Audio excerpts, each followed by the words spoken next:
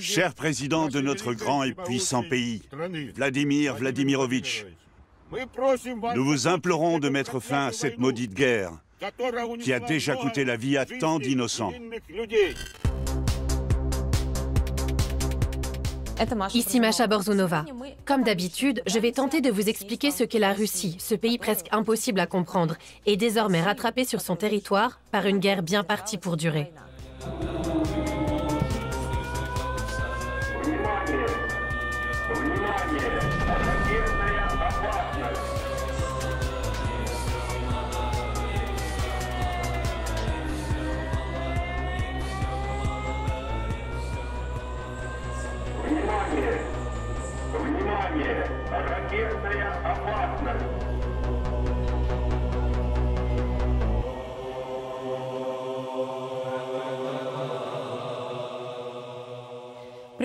Les agglomérations russes proches de l'Ukraine telles que Koursk, Belgorod ou encore Briansk sont régulièrement bombardées. Au mois d'août, les forces armées ukrainiennes ont même réussi une incursion dans la région de Koursk et contrôlent depuis la ville de Soudja et ses environs. De nombreux civils ont été contraints de quitter leur domicile, mais certains ont décidé de rester malgré les attaques.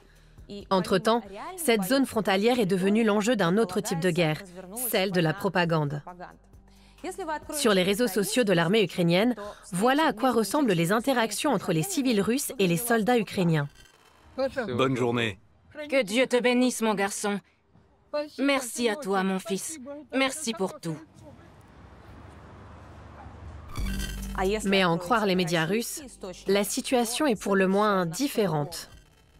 Pourquoi ont-ils tiré sur des habitations? Qu'est-ce que j'en sais? Ils ont fait ça pour tout détruire. Il est très difficile de comprendre ce qui se passe exactement dans cette zone frontalière, mais nous avons tout de même essayé d'en savoir plus.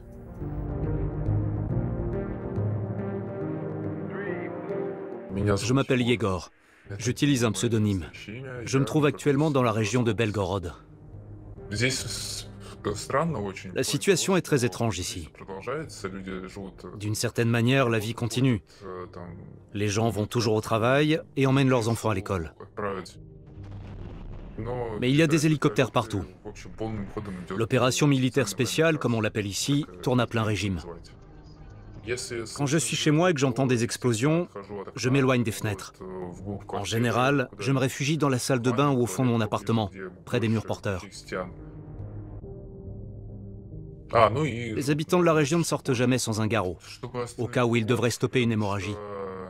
Le 30 décembre 2023, lorsque Belgorod a été bombardé, beaucoup de gens sont morts parce qu'ils ont perdu trop de sang.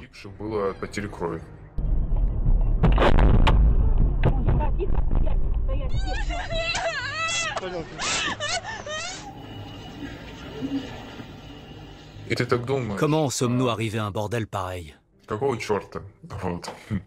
Je ne dis pas que nous ne le méritons pas, et je ne prends pas non plus les choses personnellement. Mais pourquoi est-ce que tout cela continue? Qu'est-ce qu'ils veulent obtenir? Et qui a décidé qu'on en arrive là?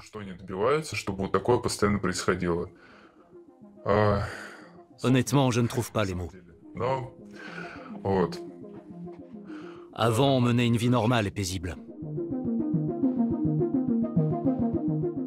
Je m'appelle Vladlena Savenkova et je suis journaliste pour Trax East. Les bombardements sur le territoire russe sont une riposte des soldats ukrainiens qui défendent quotidiennement leur pays depuis près de 3 ans contre une invasion à grande échelle. Et en Ukraine aussi, la population civile souffre énormément.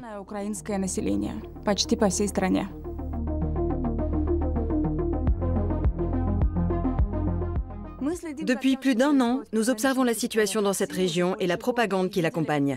Au départ, les médias ignoraient les combats sur le sol russe. Le gouvernement a délaissé Belgorod. Là-bas, les gens n'ont plus rien et vivent un cauchemar. Ils se sentent abandonnés. Comment les moscovites peuvent-ils continuer à faire la fête tandis que Belgorod dépérit? Cette hypocrisie est absolument abjecte. Les propagandistes ont ensuite changé de stratégie et ont utilisé l'incursion ukrainienne à leur avantage. L'ennemi tente de planifier des assauts dans la région de Koursk. Mais ils ne servent qu'à saboter les succès que nous remportons chaque jour près de Donetsk et dans la ville de Gorlovka. Aujourd'hui, la guerre déclenchée par Poutine revient en Russie comme un boomerang. Elle touche même Moscou, qui voit affluer de nombreux réfugiés russes.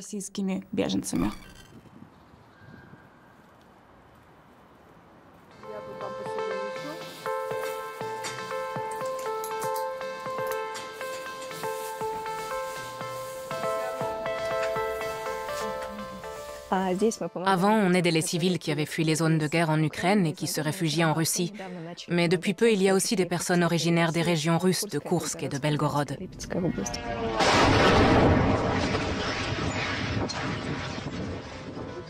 Je m'appelle Kira Abramenkova et je dirige la Maison du Phare, un centre d'aide pour les familles de réfugiés. Les gens qui arrivent chez nous ont vécu l'enfer et ont même parfois vu leurs proches mourir sous leurs yeux.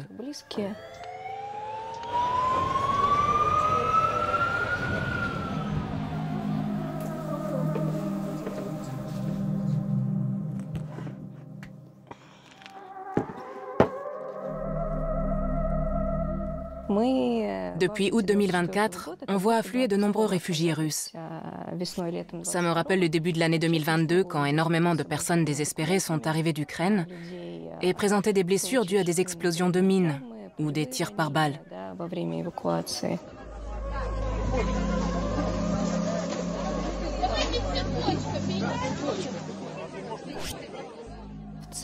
À la télévision, on nous présente les choses comme s'il ne se passait absolument rien de grave. C'est une manière de normaliser la guerre.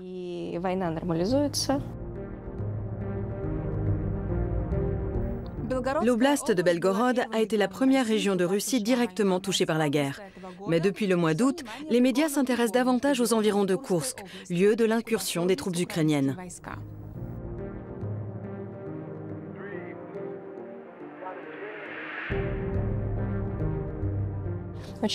Énormément de personnes ont disparu dans la région de Koursk.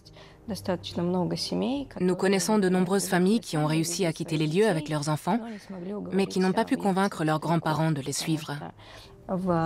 Et ce sont justement les personnes âgées qui ont le plus de mal à abandonner leur terre natale et la maison dans laquelle ils ont vécu toute leur vie. Les personnes qui ont refusé de fuir se retrouvent aujourd'hui bloquées dans la ville occupée de Soudja.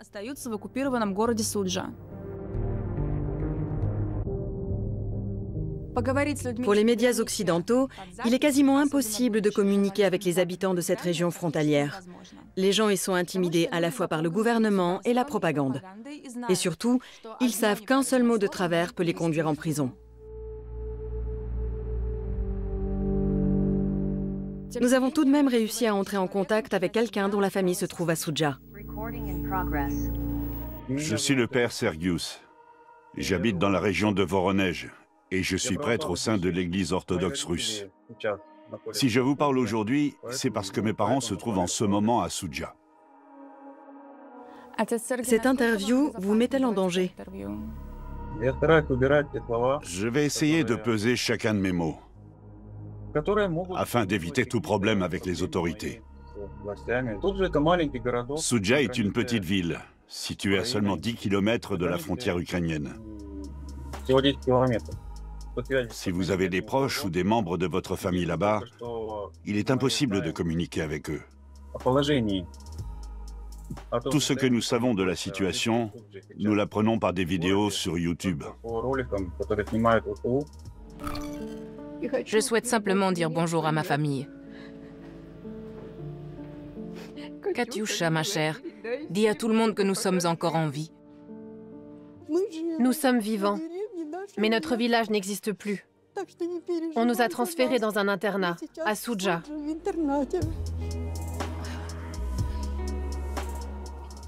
Savez-vous dans quelles conditions vivent les habitants de cette région?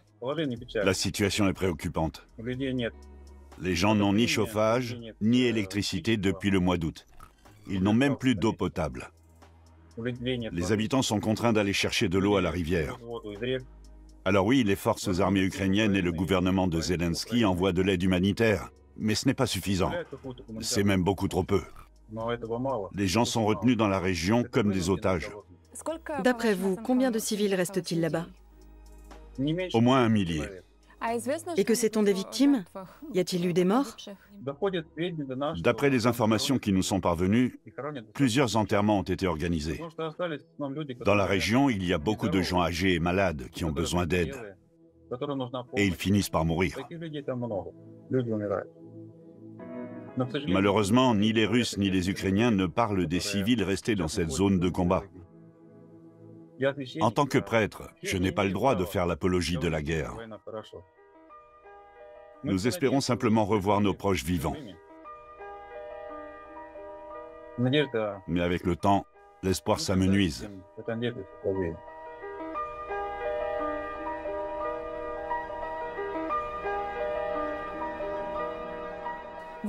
La guerre est aujourd'hui arrivée sur le territoire russe et affecte le mental de la population.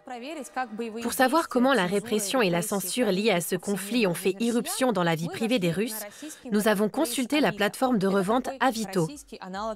Tous les objets présents dans ce studio ont été achetés via ce site et acheminés en Europe par des voies détournées, car on ne peut plus effectuer d'envois internationaux depuis la Russie.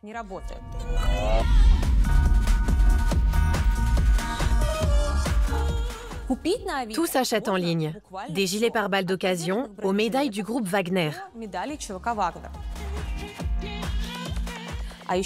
La plateforme regorge également de porte-bonheur militaires, comme cet ours tricoté, arborant fièrement un Z sur le dos et commercialisé en tant que cadeau pour les pères partant sur le front. Après l'avoir acheté, notre commande est arrivée accompagnée d'une carte postale.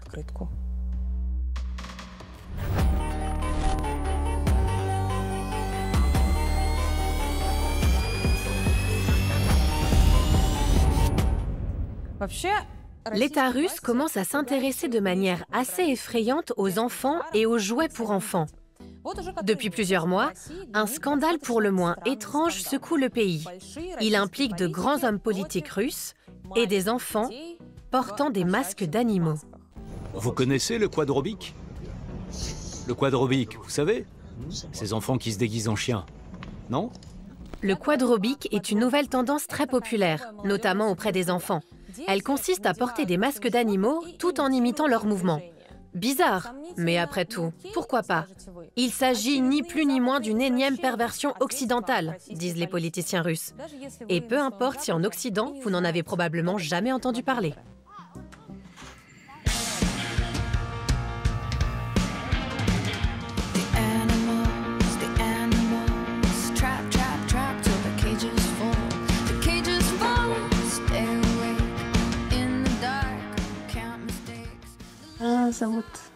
Je m'appelle Anya et j'ai 4 enfants. Ma petite Ivanka est passionnée par le quadrobique. Elle passe son temps à fabriquer des masques et des queues d'animaux. D'abord, elle choisit un animal avec lequel elle ressent un lien particulier, et ensuite, elle imite la manière dont il marche, saute et se déplace.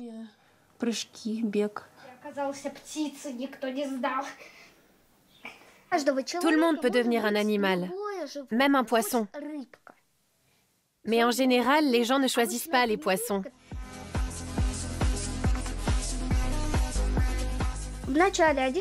Tout a commencé avec quelqu'un qui faisait du sport en bougeant à 4 pattes. C'était comme une course, et il fallait être le premier à franchir la ligne d'arrivée à 4 pattes, comme un animal. Et puis, une autre personne a modifié les règles. Et c'est comme ça qu'est né le quadrobique.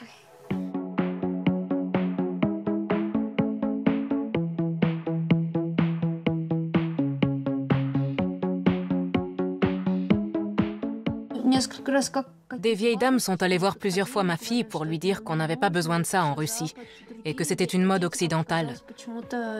D'autres enfants se sont aussi moqués d'elle et se sont même mis à l'insulter. Actuellement, la pratique du quadrobique est extrêmement populaire. Et elle a donné lieu à un vif débat dans notre société, alimenté par des avis d'experts. Dans notre pays, les enfants ne devraient pas faire leurs besoins dans une litière. Et ils ne devraient pas non plus manger de la nourriture pour chats. Si je voyais des gamins se conduire de la sorte, je me moquerais d'eux. Et je les filmerais pour que tout le monde puisse rire. Ensuite, j'irai voir leurs parents pour leur demander pourquoi leurs enfants se comportent ainsi. Récemment, j'ai vu un documentaire où on prétendait que le quadrobique était une forme de satanisme. Il racontait même que tout cela avait été inventé par les ennemis de la Russie pour répandre certaines pratiques diaboliques auprès des enfants. Ce phénomène est directement lié à la propagation de diverses déviances de la société occidentale moderne, comme le fait de se promener à quatre pattes avec une laisse autour du cou, ou de s'identifier à un animal incapable de parler. Tout cela vient de ces conneries sadomasochistes et BDSM. Et ils tentent d'entraîner nos enfants avec eux.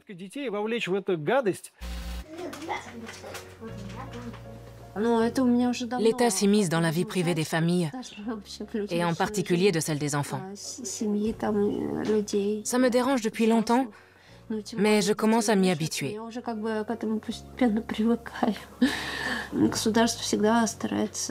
Les autorités essaient sans arrêt de tout contrôler. Ils veulent que l'opinion de la population s'adapte aux objectifs du gouvernement.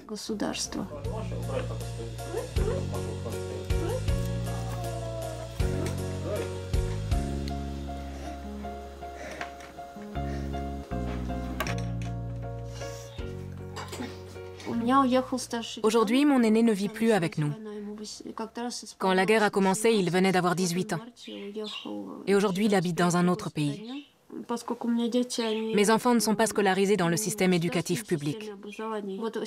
Les responsables de leur école actuelle m'ont dit dès le début qu'ils ne voulaient pas cacher aux enfants leurs opinions anti-guerre.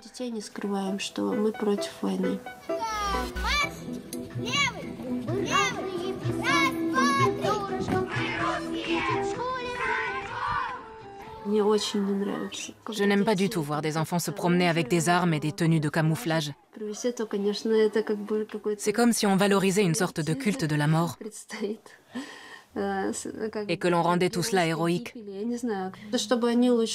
Moi, je préfère que mes enfants fabriquent des masques et imitent des animaux plutôt qu'on leur apprenne à tirer avec un fusil.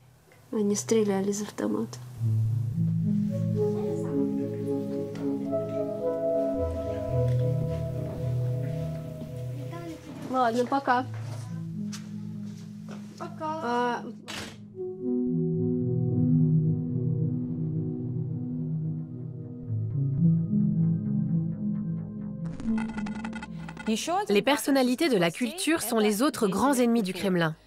Le célèbre écrivain russe Boris Akounine, dont les livres sont présents dans chaque foyer du pays, a ainsi été déclaré comme extrémiste par les autorités pour avoir publiquement condamné la guerre en Ukraine. Lorsqu'il vivait encore à Moscou, il exprimait sans détour ses opinions contre le gouvernement. Nous sommes contraints de vivre sous un gouvernement qui passe son temps à mentir et à voler. Nous avons demandé à Boris Akounine à quoi ressemblait le marché du livre dans un pays où il est impossible de dire la vérité.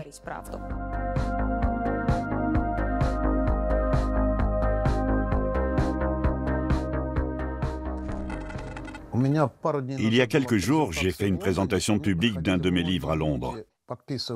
Plusieurs personnes qui faisaient la queue pour un autographe m'ont chuchoté à l'oreille comme des conspirateurs « On va l'emmener avec nous en Russie ».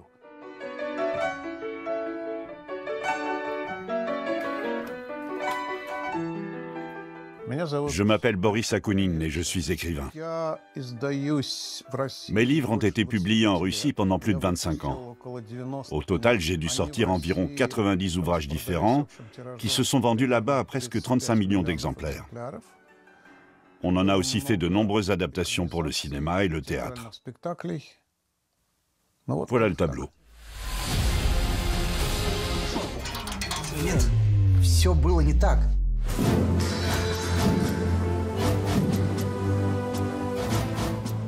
Votre Majesté, je suis le conseiller d'État Erast Petrovitch Fandorin. En Russie, ce sont mes romans policiers historiques qui sont les plus populaires. Ils ont même été imprimés à un très grand nombre d'exemplaires. Mais à part ça, je fais aussi beaucoup d'autres choses. J'ai quitté la Russie en 2014, juste après l'annexion de la Crimée. Je n'avais plus aucune envie de rester là-bas. C'est aussi à ce moment-là que j'ai compris que le pays se dirigeait vers une dictature. Voilà pourquoi je suis parti en Europe. C'était il y a 10 ans déjà. Et depuis 2014, je ne suis plus jamais retourné en Russie. Aujourd'hui, je figure sur leur liste de personnes recherchées par la police. J'ai été catalogué comme un terroriste, un extrémiste, un agent de l'étranger et que sais-je encore. Ça fait des années qu'on sait que c'est une ordure. Avec Boris Yakimenko, on en a eu mal à la langue tellement on a parlé de lui.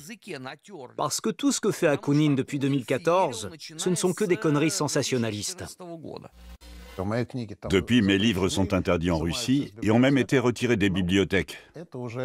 Voilà l'état dans lequel le pays se trouve aujourd'hui.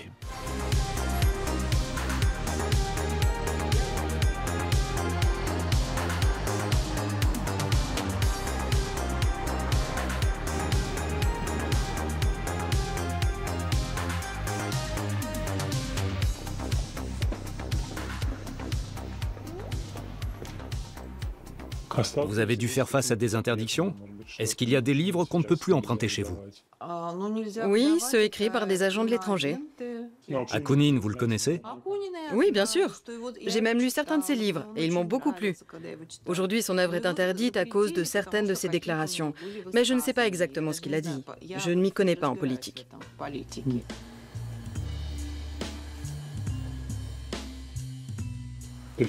Puis-je emprunter un ouvrage de Boris Akunin? Non, ce n'est malheureusement plus possible.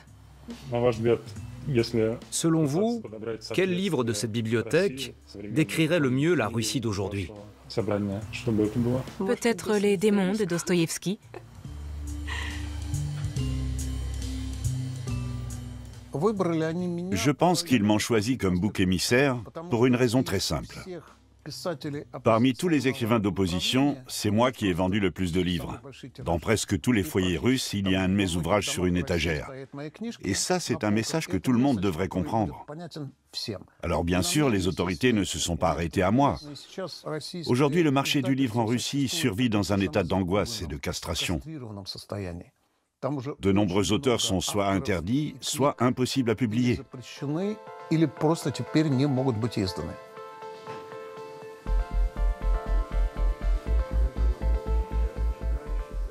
Pendant très longtemps, on a menacé d'interdire mes livres, que ce soit au Parlement ou à je ne sais quel niveau. Je m'étais donc bien préparé à leur décision. Voilà pourquoi, 6 mois avant d'être interdit en Russie, j'avais fondé une maison d'édition en territoire libre, aux États-Unis. Dorénavant, sur le site babook.org, on peut acheter tous mes livres en format numérique.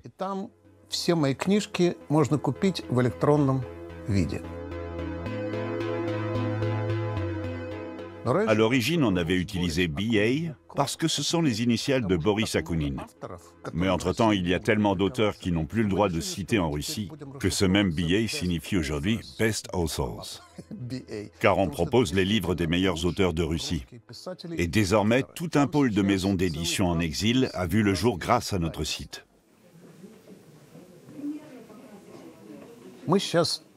En Russie actuellement, il y a comme une impression de déjà-vu. La culture russe est à nouveau divisée entre un monde libre et non libre. La partie non libre se trouve à l'intérieur même du pays, et la partie libre est à l'étranger.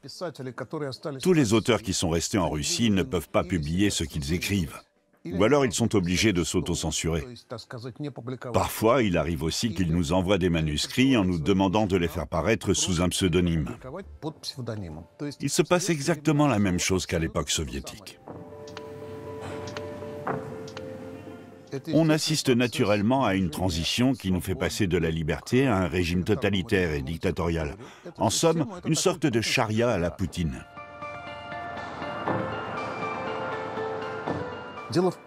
Ce système prohibitif sert également d'ascenseur social. Et certaines personnes en profitent pour grimper les échelons. Mais le plus triste et le plus absurde, selon moi, ce sont les interdictions qui concernent la vie intime des gens. Le totalitarisme se distingue de l'autoritarisme parce qu'il s'immisce jusque dans les chambres à coucher. C'est là une manière de réglementer aussi bien la vie privée que l'intimité de la population. Je reçois régulièrement des lettres de mes lecteurs vivant en Russie. Je sais à quel point ils sont stressés en ce moment et qu'ils vont très mal. Beaucoup d'entre eux se sentent isolés, seuls et angoissés.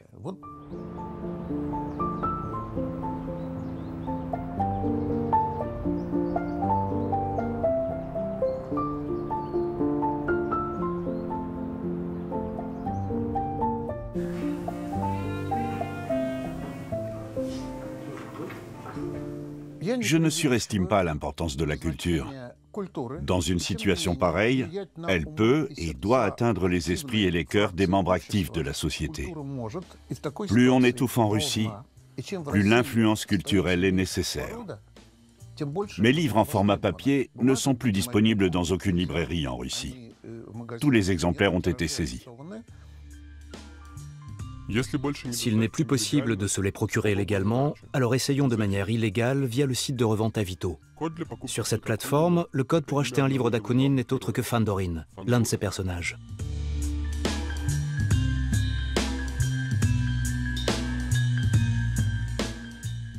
J'ai l'impression d'être un criminel, mais tant pis. En route vers la clandestinité.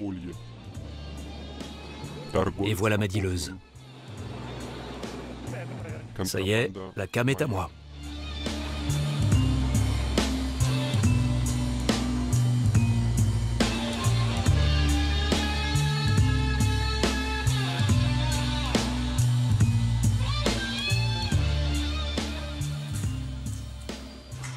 Salut.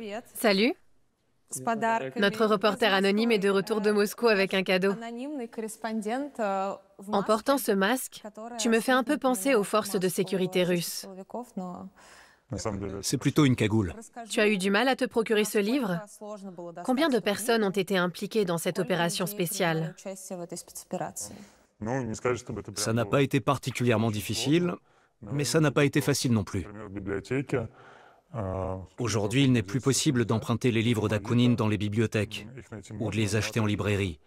En revanche, on peut les trouver sur Avito. Mais attention, il ne faut pas taper le nom de l'auteur ou de ses livres, mais le bon mot de passe, en l'occurrence Fandorin. Il y a un peu plus d'un an, lors d'une autre émission consacrée à la Russie, j'avais interviewé en studio notre collègue Vassili Polonsky. Et pendant ce temps, d'autres journalistes tournaient des reportages en Russie à visage découvert. Toi, tu viens d'arriver de Moscou et tu es assis en face de moi en portant une cagoule pour témoigner de manière anonyme. Ça en dit long. Quel est l'impact de la guerre dans ta vie de tous les jours? L'État a renforcé ses contrôles dans toutes les sphères de nos vies. Mais en même temps, il y a toujours des gens qui vivent comme si rien de grave ne se passait.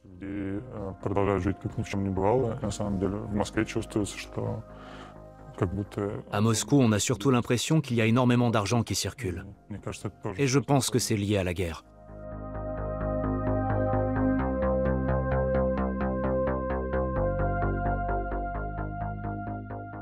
Tu penses souvent aux risques que tu encours là-bas? Comme j'ai l'intention de retourner en Russie, je les réduis au maximum.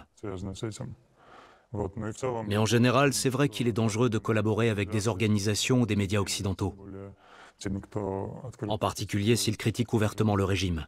En tout cas, je suis prêt à assumer mes actions. Je pense que le plus important, c'est de comprendre pourquoi on fait tout ça. Je sais pas, c'est peut-être une ambition un peu sombre qui m'y pousse. L'État s'immisce dans tous les domaines de nos vies. Ça commence au jardin d'enfants et ça concerne même notre sexualité. On a l'impression de ne plus avoir notre mot à dire sur rien. Et si vous sortez du rang, vous risquez un jour ou l'autre d'être pris pour cible.